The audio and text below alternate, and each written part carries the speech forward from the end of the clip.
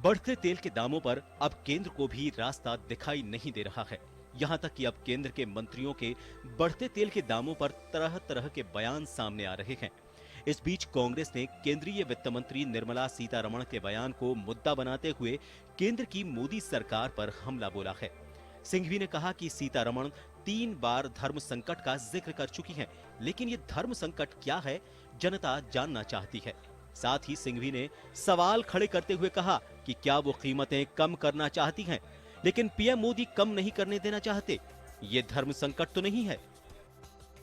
निर्मला जी 3 हफ्ते से हफ्ते में एक दिन, हर दिन यही कहती है, मतलब एक हफ्ते में एक दिन 3 बार कह चुकी हैं कि इन सब कीमतों का, पेट्रोल, डीजल और गैस का धर्म संकट है। ये बड़ा रोचक वाक्य है। तो मैं पूछना चाहूंगा माननीय वित्त मंत्री से कि धर्म संकट का मतलब क्या है? क्या प्रधानमंत्री जी आपके धर्म संकट है? क्या इसका अभिप्राय है कि आप कम करना चाहती हैं, चाहे तो कम हो जाए, लेकिन प्रधानमंत्री करने नहीं देते आपको कम? अरे भाई, अगर देश के वित्त मंत्री को धर्म संकट है तो आम आदमी की क्या हालत होगी?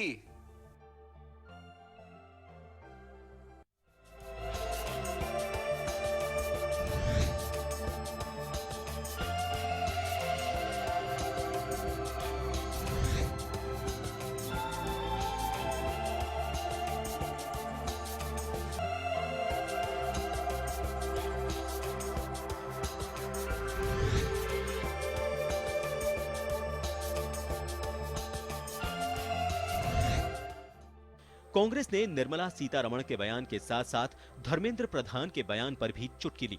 साथ ही कहा कि पिछले 5 वर्षों में केंद्र ने डीजल और पेट्रोल पर 0 सब्सिडी कर दी है, जबकि यूपीए राज में तेल में सब्सिडी में 1.5 से 2 लाख करोड़ तक बजट लगता था। सिंघवी ने केंद्र की मोदी सरकार पर सबसे महंगाई वाली सरकार का तमगा जड़ते हुए टैक्स कम करने की मांग भी रखी। सिंघवी ने कहा कि मोदी सरकार इसे राजनीतिक अहंकार न समझे, मोदी टैक्स कम करके जनता को राहत दी जाए। कांग्रेस ने पेट्रोल पर 23 रुपए और डीजल पर 28 रुपए टैक्स कम करने की मांग की है। मोदी टैक्स, जो सबसे महत्वपूर्ण टैक्स है इस देश का, वो है 23 रुपये प्रति लीटर पेट्रोल में और 28 रुपये प्रति लीटर डीजल में। आपको दशमलव नहीं दे रहा हूं, 23 रुपये 78 पैसा है if you want to be exact, and 28.37 है अगर आप डीजल की बात करें, तो मैं अप्रोक्सीमेट दे रहा हूं आपको। सबसे महंगी सरकार इस देश की, लेफ्ट ले लीजिए, सेंटर ले लीजिए, राइट ले लीजिए, सबसे महंगी सरकार ही नहीं है, सबसे अहंकार से ग्रस्त सरकार है।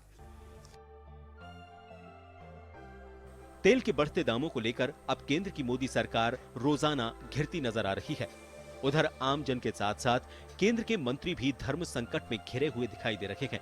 अब देखना होगा कि आखिर विपक्ष का धर्म निभा रही कांग्रेस की आवाज पर केंद्र की मोदी सरकार आम जन का धर्म संकट दूर करने के लिए कौन सा फॉर्मूला तय करती है। ब्यूरो रिपोर्ट, जन टीवी।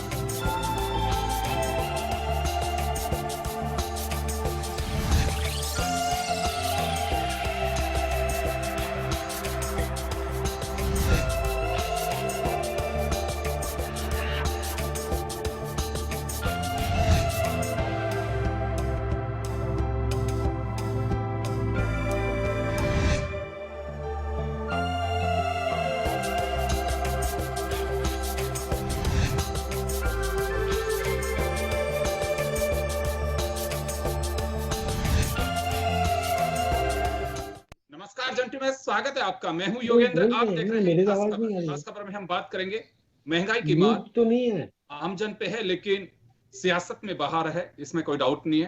राजनीति हो रही है, कोरोना से लोग त्रस्त हैं, लेकिन फिर भी महंगाई बढ़ती जा रही है। एक पार्टी कहती है कि देश के विकास के लिए महंगाई है, और दूसरी पार्टी कहती है कि लोग सरकार, केंद्र की सरकार पे हमला बोलते हुए, कांग्रेस कहें चाहे दूसरे दल कहें, कहते हैं कि आम आदमी की कमर तोड़ रही है। लेकिन बात यह है कि क्या वास्तव में महंगाई इस वक्त जायज है? क्या कहें कि महंगाई कभी भी जायज नहीं होती, लेकिन जस्टिफाई करना होगा आपको कि इतनी फ्यूल प्राइस जो बढ़ती जा रही है, हम इसे कहां लेकर के जाएंगे और आखिर आवश्यकता क्या है। राजनीतिक बयानबाजी कुछ भी हो सकती है, लेकिन आम आदमी अपने नजरिए से देखता है। चौराहे की चर्चा, गली की चर्चा, पान की थड़ी की चर्चा कि कहां लेके जाएंगे फ्यूल प्राइस को। तो चलिए इसी मुद्दे पर चर्चा करने के लिए हमारे साथ इस वक्त राजस्थान फ्यूल एसोसिएशन के जनरल सेक्रेटरी कार्तिकेय गौड़ साहब जयपुर से जुड़ रहे हैं। भाजपा के वरिष्ठ नेता मदन राठौड़ जी राजस्थान के पाली से हमारे साथ जुड़ रहे हैं।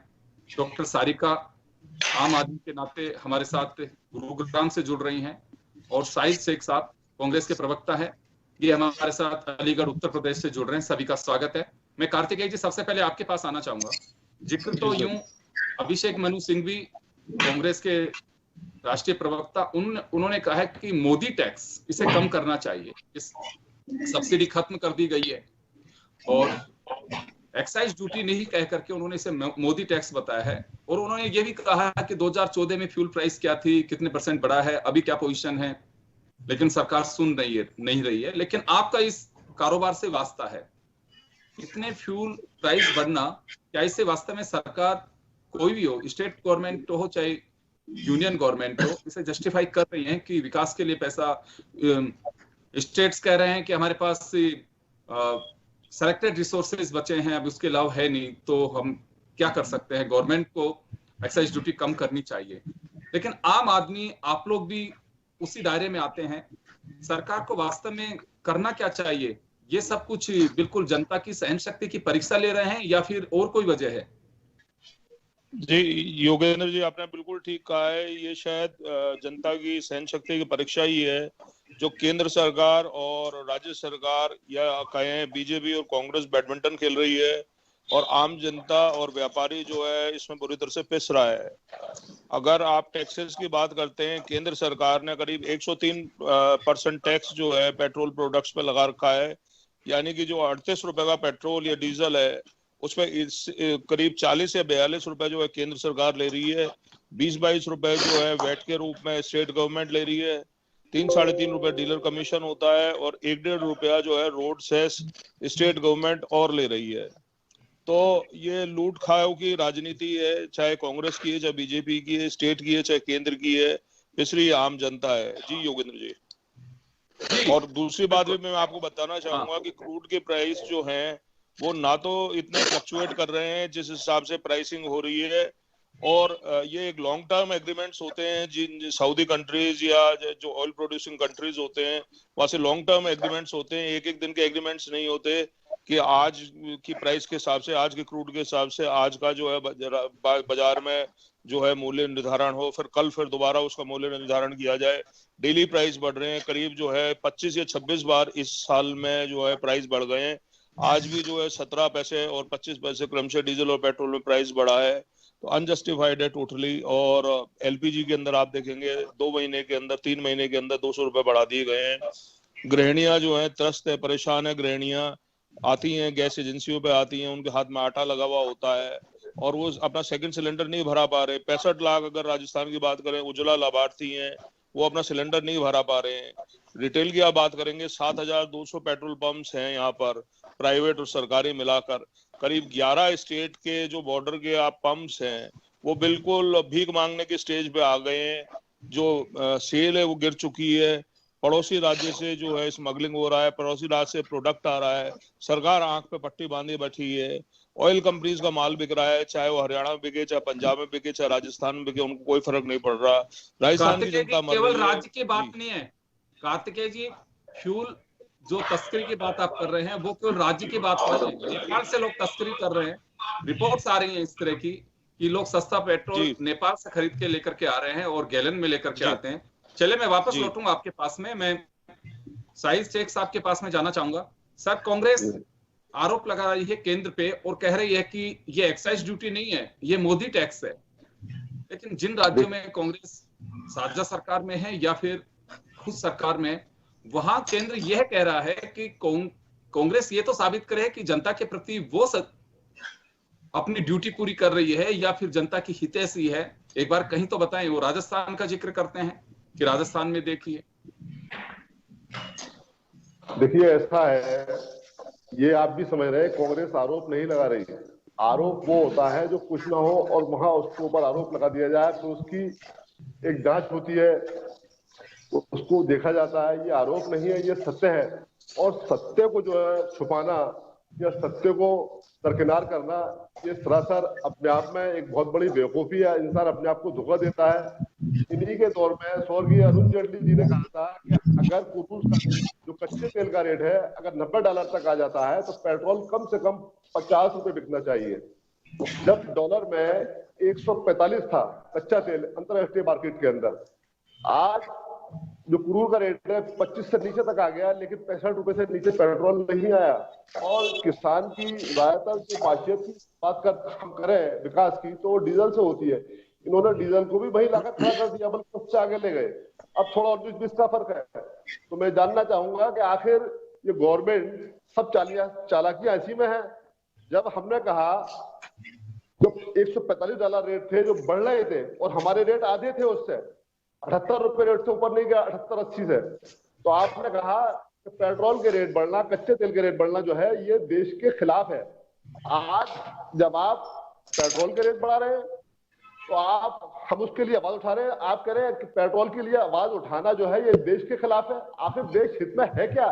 जो आप कर रहे हैं देश हित में वो है। हम जो करते हैं वो जहर है, आप जो कर रहे हैं वो जाफरान है। क्या आरोप नहीं है? जब सुबह पब्लिक सोकर उठती है तो वो ये देखती है कि हम आज जो सब्जी लेने जा रहे हैं, आज जो हम जिस काम से जा रहे हैं, कि इसका रेट वही है या हमें घर से पैसे और ले आने पड़ेंगे। कांग्रेस जहां तक आप बात कर रहे हैं, यह सब जानता है कि 2 रुपए किलो गेहूं और 3 रुपए किलो चावल ये कांग्रेस ने किया था, किसी और ने नहीं। अगर वो चीज न होती तो आज के टाइम में गरीब आदमी को खाना पीना बहुत मुश्किल हो गया होता। और राहुल गांधी ने एक संदेश दिया था। वापस आ रहा हूँ आपके पास, मैं वापस लौटूंगा आपके पास में। राजस्थान से मदन राठौर साहब हमारे साथ जुड़े हुए हैं। देखिए, राठौर साहब, पतंग लंबी हो, अगर पतंग लंबी हो उसका मतलब ये नहीं कि पतंग बहुत ऊपर तक जाएगी। उड़ाने का सलीका आना चाहिए। अगर दौलत बहुत ज्यादा हो उसका मतलब ये नहीं जिंदगी कामयाब है, बल्कि जीने का सलीका आना चाहिए। आपके पास शेख साहब लौटूंगा आपके पास में, मैं लौट रहा हूँ आपके पास वापस। मैं मदन राठौर साहब से जानना चाहूंगा। राठौर साहब, महंगाई राजनीतिक दलों के लिए पता नहीं कितना बड़ा मुद्दा है, लेकिन जनता की रियल में कमर टूट रही है, बहुत परेशान है। और हम ये मान के चलते हैं कि बीजेपी खुद कहा करती थी अगर डीजल पे दाम बढ़ते हैं तो आपके हर बजट गड़बड़ा जाता है उससे, क्योंकि आज भी मैक्सिमम जो ट्रांसपोर्टेशन के व्हीकल्स हैं जो गुड्स को लेके जाते हैं वो डीजल से चलते हैं। और डीजल अगर महंगा होगा तो निश्चित रूप से आपके ट्रांसपोर्टेशन पे उसका असर पड़ेगा। तो अब महंगाई की मार कहां तक जाएगी? ये कोई इसको लगाम लगाने की कहीं स्थिति है अभी? देखिए, ये बात बिल्कुल सही है कि जो पेट्रोल और डीजल के जब भाव बढ़ेंगे तो आम व्यवस्थाओं पर असर तो होगा, ये बात बिल्कुल सही है। लेकिन गुप्ता जी ये शायद भूल रहे हैं कि जब मनमोहन सिंह जी का शासन था, डी कंट्रोल किसने किया? ये पेट्रोल और डीजल का डी कंट्रोलिंग क्यों किया? सरकार ने अपने हाथ से ये छोड़ा क्यों? 2010 जून 2010 में केलकर कमेटी की जो रिपोर्ट आई थी और उसमें जो 26 रिविजन्स हुए थे और उसमें वीरप्पा मोइली, और उस समय जो ये इन्होंने डी कंट्रोल किया, यानी एक सेठों के हाथ में, धन्ना सेठों के हाथ में, व्यापारियों के हाथ में पूरा सौंप दिया। सरकार ने हाथ ऊंचे कर दिए। तो जब उस समय स्थिति ऐसी बिगाड़ दी, और उसी का परिणाम है कि आज डी कंट्रोल के कारण से सरकार का पूरी तौर पर कंट्रोलिंग नहीं है। फिर दूसरी बात मैं और बताऊं, अभी सरकार ने एक समिति बनाई है, कमेटी बनाई है। वो कमेटी ये सुनिश्चित करेगी कि इन पेट्रोल और डीजल की कीमतों को किस प्रकार से सीमित किया जा सके। स्टेट गवर्नमेंट और सेंट्रल गवर्नमेंट कितना प्रतिशत उस पर टैक्स वैट लगा सकती है, ये सुनिश्चित करने के लिए कमेटी गठित की है। तो ये एक अब नई तरीके से, नई सोच के आधार पर ये चिंतन मनन हो रहा है। लेकिन शुरुआत में जो गलतियां हुई, जो 2010 में जो गलती हो गई, केलकर कमेटी की जो रिपोर्ट इन्होंने प्राप्त की वीरप्पा मोइली जी ने जो सदन में रखी, और मनमोहन सिंह जी जिस समय प्रधानमंत्री जी थे, उन्होंने जब ये किया तो उस समय एकदम प्राइस राइजेस हुई थी 31% एकदम। आपको मैं बताना चाहूंगा कि 52 रुपया 41 पैसा से 67 रुपया 56 पैसा हुआ एक रात के अंदर। राठौर साहब, एक छोटा सा सवाल है मेरा। राठौर साहब, एक छोटा सा सवाल है, कितने पुराने कानूनों को कांग्रेस के वक्त के कितने ही ऐसे बिल कानून जो बने हैं उन्हें बदला गया है। ये जनहित का एक कानून, अगर आपको लग रहा है कि यूपीए सरकार का खामियाजा आज भी देश को उठाना पड़ रहा है, तो सर ये आप लोग कर सकते हो। इस वक्त तो किसी से आपको गुजारिश करने की आवश्यकता नहीं, पूरी मेजोरिटी के साथ में है, वापस से कंट्रोल में कर लीजिए। और डी कंट्रोल जिसका हम जिक्र कर रहे हैं कि जब इलेक्शन होते हैं मुल्क के अंदर किसी स्टेट में, तो 15-15 दिन तक फ्यूल प्राइस नहीं बढ़ती हैं, फिर अचानक बढ़ जाती हैं। ये कंट्रोल का डी कंट्रोल कहां से हुआ? फिर मैं वही आपसे निवेदन कर रहा था कि जब ये इस प्रकार से जब सुनिश्चित हो जाएगा कि टैक्सेज, स्टेट टैक्स कितना होगा, वैट कितना लग सकता है, ये सुनिश्चित हो जाएगा। अभी समिति की बनी है, उस समिति की रिपोर्ट आ जाएगी, उसके आधार पर ये सब और तय किया जाएगा। ये सदन के अंदर रखने का विषय है, क्योंकि सदन में तय हुआ था। मैं आपसे बताऊं, केलकर कमेटी की रिपोर्ट सदन में रखी गई। सरकार की मजबूरी है, अभी सरकार की मजबूरी है, जनता को राहत नहीं दे सकती, ये माना जाए। अभी नहीं देना चाहती है, और इसके लिए समिति बहुत जल्दी इसका फैसला करेगी। चाहती है, लेकिन मजबूरी है, अभी मजबूरी है, कायदों में नियमों में बंधी हुई है सरकार, ये कह रहे हैं आप। मैं वापस लौटूंगा आपके पास में। आपने जो कर्जा लिया, आपने जो निर्णय किए, बेटे को निभाना पड़ता है। राठौर साहब, आपके पास वापस लौटूंगा। डॉक्टर सारिका हमारे साथ जुड़ी हुई है गुरुग्राम से। डॉक्टर सारिका, आपके पास आना चाहूंगा। राठौर साहब को आपने सुना, साहिद साहब को आपने सुना, और एक आम आदमी है जो आप फ्यूल डलाते हैं, उसके बाद आपकी पॉकेट जानते हैं, आप जानते हैं। देखिए, मैं देख रही हूँ कि बीजेपी वाले मदद कर रहे हैं, पॉलिटिक्स कर रहे हैं, उनको इस देश के आम आदमी से कोई लेना देना नहीं। उनको अपनी पॉकेट भरनी, उनको अपनी पॉकेट भरनी। इकोनॉमी उनको चलाने आती है, उनको चलाने आती है। और यहाँ जब फ्यूल प्राइसेस इतने कम हो चुके हैं ग्लोबली, इन्होंने प्रोपोर्शनल टैक्सेस बढ़ाते गए, और जब फ्यूल इतने कम कॉस्ट पे है तब भी 260% टैक्सेशन कर रहे हैं। इनको चिंता पानी में डूबना चाहिए। If you don't run the country, please live and let human beings remain. हाँ, आप डीजल प्राइस को ज्यादा बढ़ा देते हैं, 100 रुपए लीटर आपने पेट्रोल डाल दिया है। पहले हर हफ्ते में तो 2000 रुपए देना पड़ता था, अब 300 रुपए का डलवाना इसका मार्ग नहीं करनी। 2% people in India have cars, 53% people in India have two-wheelers. और आप लोग को इतना भी शर्म नहीं आ रहा, 35% लोगों को आप इतना टैक्सेशन करते जा रहे हैं, और इसका इफेक्ट सिर्फ जिनके पास गाड़ी है, जिनके पास टू व्हीलर है, उसका नहीं होता। इसका प्राइस हर चीज पे, ब्रेड से लेके, दूध से लेके, अंडे से लेके, हर चीज पे ट्रांसपोर्टेशन में कॉस्ट बढ़ते चला जाता है। टैक्स जो ट्रक वाले हैं, उसका कॉस्ट एप्लीकेशन नहीं बढ़ेंगे, नहीं देना पड़ेगा। ब्रेड जो 35 होती थी, अब के अंदर 30 रुपीज हो गई है। एलपीजी 200 रुपए में दे रहा है। जब बीजेपी अपोजिशन को 7 रुपए और एलपीजी बढ़ता है तो हल्ला करते हैं, कांग्रेस की अपोजिशन में तो वो हल्ला कर रहे हैं। आप लोग को समझ नहीं आता है, जब आप खुद कह रहे थे बीजेपी आपकी बात, पेट्रोल की मार, आपकी बीजेपी आप क्या करते हो? इतना पेट्रोल तो के टाइम में नहीं था, जितना कांग्रेस के टाइम में नहीं था। ये आपका पॉलिसीज की जो फेलियर है कि स्लोडाउन होता है, अनएम्प्लॉयमेंट है, प्रोस्पेक्ट नहीं हो रहा, उससे आप फ्यूल के सिर पे आप पूरा देश चला रहे हैं, आप उसको बनानी चाहिए। जी डॉक्टर सारिका, वापस लौटूंगा आपके पास में। कार्तिकेय जी, आपके पास आना चाहूंगा मैं। जी सर। देखिए, आम जनता कंट्रोल और डी कंट्रोल को नहीं समझती है। हम लोग जो सीधे इसके फ्रंट में आते हैं, जानते हैं, समझते हैं, वो लोग, आम आदमी को ये मालूम है कि पैसा बढ़ता जा रहा है, मुझे राहत मिलनी चाहिए। अभी आपने राठौर साहब को सुना, और अभी मोदी साहब ने भी यही बात कही थी कि पूर्ववर्ती सरकारों की वजह से देश को खामियाजा उठाना पड़ रहा है। देखिए योगेंद्र जी, ये सारी बहानेबाजी है। तीनों जो तेल कंपनियां सरकारी हैं, उनमें 51% से ज्यादा शेयर गवर्नमेंट ऑफ इंडिया का है। नंबर 1, तो जितने भी रूल्स बनते हैं, रेगुलेशंस बनते हैं, जितनी भी प्राइसिंग होती है, उनकी अप्रूवल गवर्नमेंट ऑफ इंडिया से लेनी पड़ती है। नंबर 2, तीसरा, जो सेंट्रल एक्साइज है वो ऑयल कंपनीज तय नहीं करती। 103% सेंट्रल एक्साइज है वो गवर्नमेंट ऑफ इंडिया ने तय कर रखा है। वैट जो है वो स्टेट गवर्नमेंट तय करती है, वो ऑयल कंपनीज तय नहीं करती हैं। तो ये कहना कि ऑयल कंपनीज ही रेट बढ़ा रही हैं, प्राइवेटाइजेशन हो रहा है, कोई केलकर रिपोर्ट से प्राइवेटाइजेशन हो गया, सरासर गलत है। ऑयल कंपनीज की अपनी एक प्राइसिंग पॉलिसी है, वो उन्होंने 38 रुपए में, अगर वो उन्होंने ऑफर किया है कि हमारे को 38 रुपए में मिल रहा है और सरकार उसको 97 रुपीज बाजार में लेके आ रही है, तो इसमें तेल कंपनियों को कहीं से मुझे नहीं लगता कि उनकी गलतियां है या उनका इन्वॉल्वमेंट है। ये सरकार का सीधा सीधा जो है उनके ऊपर कंट्रोल है, स्टेट गवर्नमेंट का अपना वैट के ऊपर कंट्रोल है, और सेंट्रल गवर्नमेंट का जो है सेंट्रल एक्साइज और अदर टैक्सेस के ऊपर कंट्रोल है। इसलिए ये कहना कि ये तेल कंपनियों की मनमानी है बिल्कुल गलत है, मैं इससे असहमत हूँ। जी बिल्कुल। चलिए राठौर साहब आपके पास आऊंगा। कार्तिकेय गौड़ साहब सीधे इसी काम से जुड़े हुए हैं, एक एसोसिएशन के जनरल सेक्रेटरी कि आपने सुना कि सरकार अपनी मोनोपोली चला रही है, 51% शेयर सरकार के हैं, वो चाहे जो चेंज कर सकती है। नहीं, देखिए कमेटी की रिपोर्ट के आधार पर जो निर्णय हुआ उसको चेंज नहीं कर सकती। उसको चेंज करने के लिए सदन ही तय करता है, व्यक्ति प्रधानमंत्री अकेले नहीं कर सकेंगे, मंत्रिमंडल की समिति भी इसमें नहीं कर सकेगी, क्योंकि सदन में ये निर्णय हुआ था। अब दूसरी बात ये है कि ये कह रहे हैं कि सेंट्रल टैक्स जो है वो बढ़ा दिया। सेंट्रल टैक्स शुरू से ही इसके आसपास ही वेरी कर रहा था, कोई बहुत ज्यादा नहीं बढ़ा दिया है। और स्टेट टैक्स जरूर बढ़ा है। आज जैसे हरियाणा में क्यों नहीं है, हरियाणा में कम है, ऐसे ही कई प्रांतों में पेट्रोल और डीजल की रेट्स कम है, वहां कोई हरियाणा में चुनाव नहीं हो रहे, कोई चुनाव के कारण से कोई ऐसी रेट कम कर दिया, ऐसी बात नहीं है, ऐसा मत कहिए।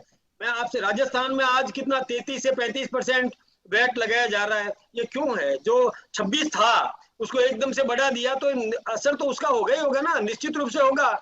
ऐसे ही कई स्टेट गवर्नमेंट्स जो हैं वो वैट बढ़ाती जाती है और उस पर कोई कंट्रोल नहीं है। इसीलिए कमेटी का गठन किया है। समिति की रिपोर्ट आने के बाद में ये सुनिश्चित हो जाएगा कि स्टेट गवर्नमेंट कितना बढ़ा सकती है, उसको सीमित किया जाएगा, बहुत ज्यादा नहीं बढ़ा सकेगी। लगाम नहीं रहेगा केंद्र को, फिर भी डिकंट्रोल कर रहे हैं आप कि केंद्र की मनमर्जी होगी जितना लगा सकता है। एक्साइज ड्यूटी तो केंद्र अपने स्तर पे कम कर सकता है। नहीं, वो भी करेंगे। उस समिति की रिपोर्ट ये भी आएगी कि इस पर कितना केंद्र लगा सकता है, कितना स्टेट लगा सकता है, ये वो रिपोर्ट में सुनिश्चित हो जाएगा। शाहिद शेख साहब आपके पास आना चाहूंगा। एक आरोप लगा रहे हैं लगातार आप कि हम दो हमारे दो, आपका सीधा हमला होता है अंबानी और अडानी पर, मोदी जी और अमित शाह को लेकर के इस तरह से करते हैं। उनका क्या रोल है? क्यों भी कांग्रेस इसमें बार बार सियासत करती है कि हम दो हमारे दो, एक स्लोगन बना डाला आप लोगों ने, क्या रोल है उनका इसमें? स्लोगन नहीं, सब जानते हैं। स्लोगन तो वो होता है जो खुद बैठ के बनाते हैं, तो सारा देश जानता है। हम दो हमारे दो इसलिए कहते हैं, खाली कांग्रेस नहीं कहती, पूरा जमाना कह रहा है, आम जनता कह रही है इस चीज को। अगर कोई टैक्स है उसके लिए जिम्मेदार कौन? अडानी अंबानी। अगर आज रेलवे बिकता है कौन? क्या अडानी। अगर आज मंडियां कायम होती है कौन? क्या अंबानी। लोगों को चले आ रहे हैं, कोई तीसरा भी यह रहता है नहीं रहता। दूसरी चीज एक ये है, पेट्रोल एक ऐसा पदार्थ है जो हमेशा फायदे में जाता है।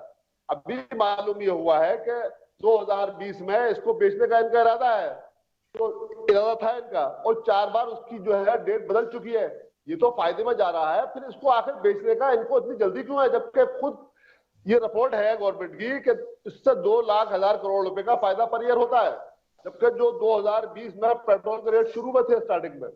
और मैं जानना चाहूंगा, अरुण जेटली ने किस ब्याज पर ये बात कही थी कि अगर पेट्रोल $90 पे आता है तो कच्चा तेल, तो पेट्रोल के रेट 50 रुपए होंगे, किस उस पर कहा था? आज तो रेट बहुत नीचे चला गया। अगर फिर से वो डॉलर में रेट 145 आता है तो ये मान लिया जाए कि ये तेल जो है 250 रुपए बिकेगा, ये मान लिया जाए इस चीज को। दूसरी चीज ये है कि जो महंगाई है, आप एक तरफ तो महंगाई बढ़ा देते हैं और चीजों पर, दूसरी तरफ आप डीजल पेट्रोल पर महंगाई करके, ये और बड़ी महंगाई है। ये ऐसी चीज है कि एक तरफ आपने 10 का इंजेक्शन लगाया, पूरे शरीर के अंदर उसका असर फैला। इन चीजों पर रेट बढ़ने के बाद में ऑटोमेटिक जो सामान ढुलाई करेंगे वो जाता है, इसको अगर हम कहाँ तक कंट्रोल करेंगे? बचपन में मैंने एक चीज सुनी थी कि गर्मी जो है, गर्मी ऊन में होती है। जब हम स्कूल गए, छुट्टी हुई स्कूल में, जून की तो भाई गर्मी बहुत ज्यादा है, गर्मी जून में होती है, तो एक अखाड़े में गए देखने के लिए, वहां मालूम हुआ गर्मी जो है खून में होती है। लेकिन हकीकत में आज जब हम बड़े हुए तो मालूम नहीं हुआ गर्मी जो है सत्ता में होती है, न ऊन में होती है, ना जून में होती है। आप फुल बहुमत में, इसके मायने ये नहीं आप 2-4 चले आएंगे, आप अभी मेरे बड़े भाई ने कहा भाजपा से है कि भाई ये गवर्नमेंट हमारी नहीं करते हैं। आपने काले कानून की बात आई तो आपने खुद तय कर दिया अकेले, कभी आपने संसद में इससे विपक्ष से चर्चा नहीं करनी चाहिए। आखिर क्यों नहीं करनी चाहिए? जब बात बैकअप की आती है तो आप कहते हैं साहब मैं अकेला नहीं कर सकता। अकेले तो आप सारे काम कर रहे हैं, क्या काम नहीं कर रहे अकेले? आप किससे पूछ रहे हैं? किसी से नहीं पूछ रहे आप। जो चाहे वो आप करते चला रहे, चाहे वो शिक्षा का मैदान हो, चाहे वो किसान का मैदान हो, चाहे वो बेरोजगारी का मैदान हो। आज बेरोजगारी किस कदर चरम पर पहुंच गई ये भी आप जानते हैं। मजदूर को मजदूरी पूरी नहीं मिल पा रही है, अगर उसको पूरी मजदूरी मिल पा रही है तो उसका घर नहीं चल पा रहा। आखिर इस सबका जिम्मेदार कौन है?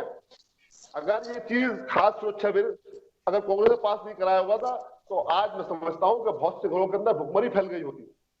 आखिर कहां जाकर रुकेगी? चलिए वापस आ रहा हूँ राहिल साहब मैं रोकना चाहूंगा मैं रोकना चाहूंगा अभी आपको में हर राजनीतिक दल अपने तरीके से देखिए, दो बातें होती हैं। यही आप फेस बदलिए। जब यूपीए गवर्नमेंट थी तो कांग्रेस उस समय सत्ता में थी तो डिफेंसिव पोजीशन में थी, बीजेपी एग्रेसिव थी। आज उल्टा हो रहा है, आज कांग्रेस से ही दूसरी पार्टी एग्रेसिव है, बीजेपी डिफेंसिव में नहीं एग्रेसिव। बीजेपी भी आज भी कि ये सब राज्यों की गलती है और पूर्ववर्ती सरकारों की गलती है। उस वक्त ये लोग ये तो नहीं कहते थे। अब क्या चर्चा करता है महंगाई को लेके? देखिए, आप आदमी को ये चाहिए कि बेसिक फैसिलिटीज कम हो जाए।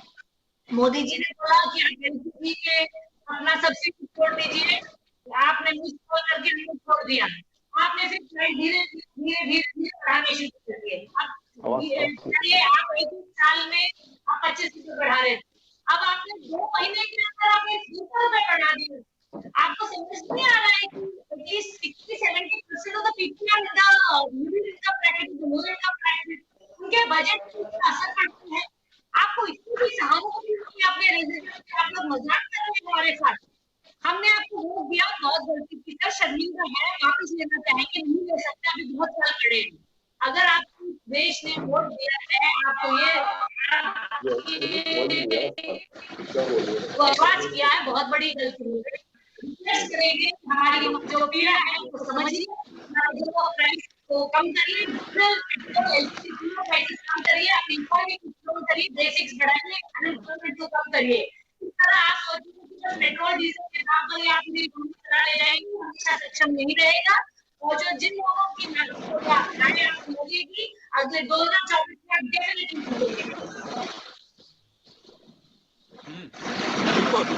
कार्तिकेय जी आपके पास आना चाहूंगा एक बार में। जी और साहब सुन पा रहे हैं मुझे? हाँ सुन पा रहा हूँ, बोलिए सर। जी यहाँ सवाल ये है कि ऐसे में तो लगता नहीं है, राज्य कहते हैं कि हमारे पास में केंद्र कह रहा है कि वोट आने दीजिए, फिर तो ये लग रहा है कि 35 पैसे 25 पैसे 27 पैसे धीरे धीरे बढ़ते बढ़ते ये चलते रहेंगे। तो फिलहाल तो ये मान सकते हैं कि कोई राहत की उम्मीद नहीं कर सकते। जी योगेंद्र जी, आप बिल्कुल ठीक कह रहे हैं। ये केंद्र सरकार और राज्य सरकार ने इसको एक जनता के साथ क्रूर मजाक बना लिया है।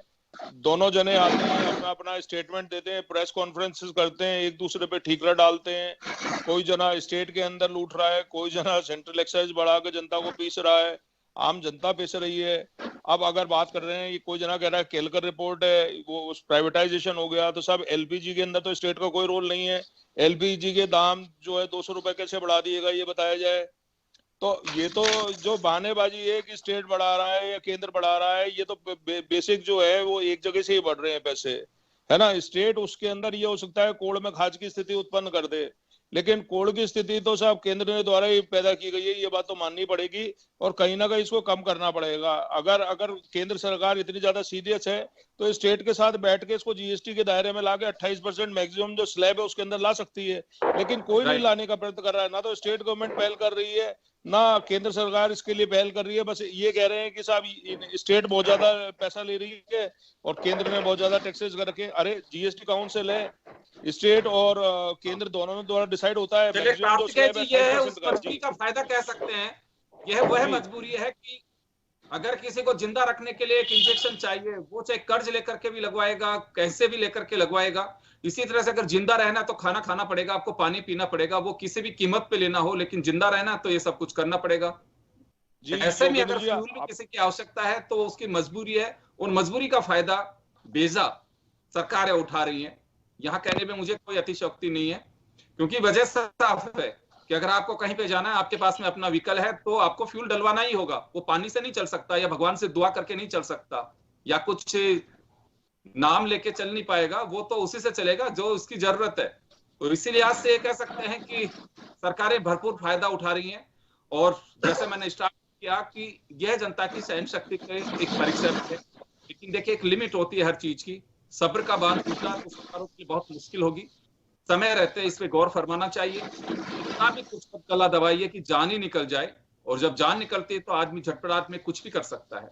तो सरकारों को इस ओर ध्यान देना चाहिए, क्योंकि बहुत महंगाई की मार है और इसको बरकरार मत रखिए, कम करने की कोशिश करिए, ये गुजारिश भी है।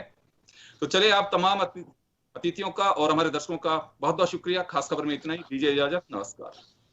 धन्यवाद।